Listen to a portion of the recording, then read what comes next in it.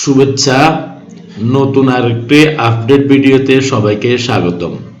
আজকের এই ভিডিওটা হচ্ছে এমফিএ ভুক্ত শিক্ষক কর্মচারীদের জন্য একটা দারুণ সুখবর। সুখবরটি দিয়েছে অর্থ মন্ত্রণালয়ের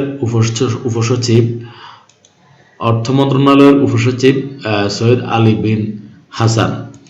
তিনি তার স্বাক্ষরিত একটি পরিপত্রের মাধ্যমে আমাদেরকে মহার্ঘ ভাতার একটা সুখবর জানান দিচ্ছেন।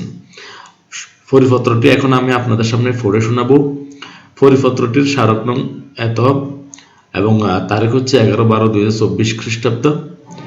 গণপ্রজাতন্ত্রী বাংলাদেশ সরকারের কর্মে নিয়োজিত জাতীয় বেতন স্কেল 2015 এর আওতাভুক্ত কর্মকর্তা কর্মচারীদের অনুকূলে মহার্ঘ ভাতা এর সংস্থানের বিষয়টি পর্যালোচনা পূর্বক সুপারিশ প্রণয়নের লক্ষ্যে নির্দেশক্রমে নিম্নরূপ কমিটি গঠন করা হলো।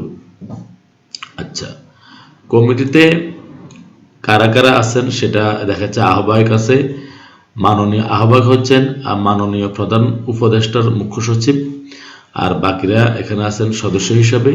এটা একটা কমিটির তালিকা। তো সেখানে দেখা যাচ্ছে কমিটির কার্যপরিধি হবে কমিটি মহার্ঘ ভাতায়ের প্রযোজ্যতা ও প্রাপ্যতার বিষয় পর্যালোচনা করবেন এবং প্রয়োজনীয় সুপারিশ দাখিল করবেন এবং কমিটি প্রয়োজনে এক বা একাধিক কর্মকর্তাকে কো-অপ্ট করতে পারবেন।